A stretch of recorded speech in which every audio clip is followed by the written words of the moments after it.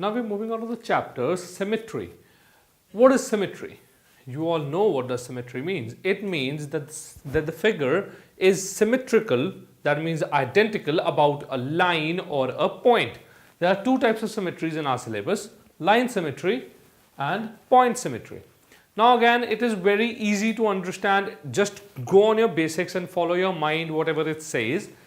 In this figure, tell me, does this figure have a line symmetry?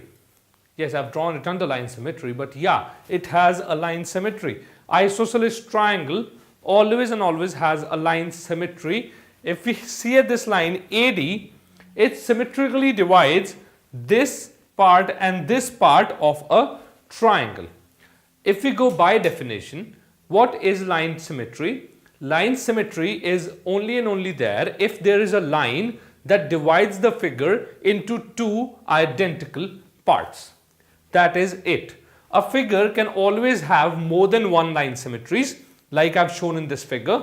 This rectangle has two line symmetries. One, there is GE and then there is HF. If you see over here, GE divides this rectangle into two equal halves and HF also divides this triangle into two equal halves. So for this, the line symmetry is line of symmetry for this figure is AD. Okay, and for this figure there are two, there is GE and HF. Well, now what is line of symmetry? That is, it is that line that divides the figure into two equal halves. That line is called the line of symmetry or the mirror line. Okay, very easy to understand, right? That is line symmetry.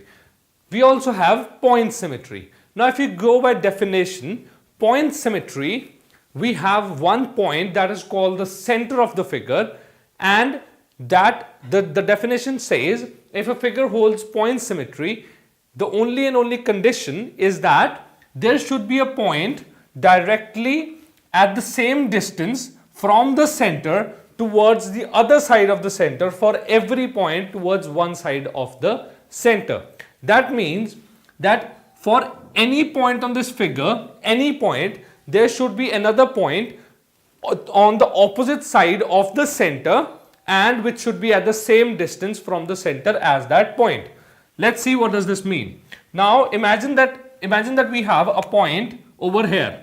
Do we have a point on the other side of the center? The center is O. Do we have a point on the other side of the center which is at the same distance as this? Yes, if we see this distance and we move over here, yes, there is a point. Anywhere on this line do we have a point? Opposite on the same side? Yes. Anywhere on this line? Yes. Anywhere over here? Yes. Anywhere on this line above? Yes. So this parallelogram, this is a parallelogram, has one point symmetry and the point of symmetry is O. So the point of symmetry or the center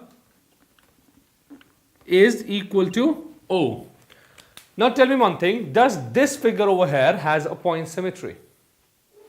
No, it does not. And does this figure over here has a point symmetry? Yes, it does. This point over here, if we call it O, then O is the center of this figure. So this figure over here has two line symmetries and one point symmetry. Now this is the basic understanding of symmetry, and I'm going to give you examples of the type of questions that you're going to get in examination based on the chapter Symmetry later.